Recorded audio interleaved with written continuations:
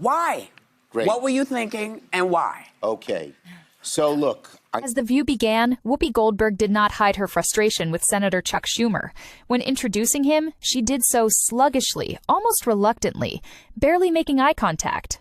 Her voice lacked its usual enthusiasm, and her tone was cold and unimpressed. Leader Chuck Schumer's sudden change of heart about the Republican spending bill helped avoid government shutdown, but opened him up to some harsh criticism and questions about his leadership from his own party. And here to tell us why he did it is Chuck Schumer. Thank you. Then, without another word, she turned away, completely ignoring him as he sat down. Her facial expressions gave it all away. She was furious. She pursed her lips, crossed her arms, and let out a deep sigh, as if struggling to even acknowledge his presence. The audience picked up on the tension immediately. It was clear. Whoopi was deeply disappointed in Schumer. She was angry that he had sided with Republicans on a bill that many Democrats saw as a betrayal. She believed he had caved under pressure and given in to the very people who were trying to undermine government services for the most vulnerable. For those who did not know what happened, well, let's break it down for you guys for better understanding. Senate Minority Leader Chuck Schumer, a Democrat from New York, recently faced intense criticism from his own party after siding with Republicans on a government spending bill.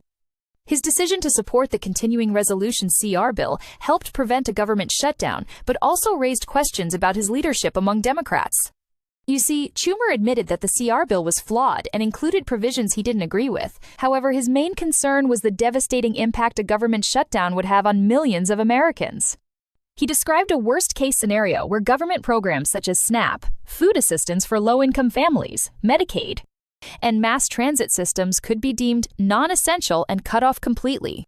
But Schumer explained that the executive branch, led by Donald Trump and his allies, would control how funds were allocated during a shutdown. He feared that Trump and his associates, including Elon Musk and other wealthy conservatives, would use the opportunity to dismantle essential government services under the guise of reducing federal spending. So, look, I knew it was a difficult choice, and I knew that I'd get a lot of criticism for my choice. But I felt as a leader I had to do it. Here's why. The CR bill was bad, no question.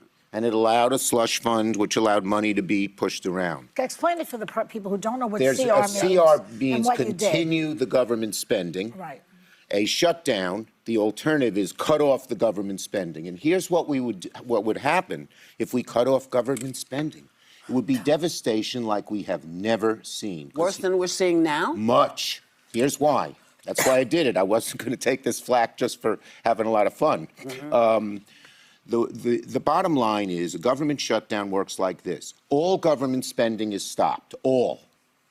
And then the executive branch, Trump, Musk, Doge, and this really evil man people don't know about, Vote, who's head of OMB. His name is Vote. Despite Schumer's justification, many Democrats were furious with his decision.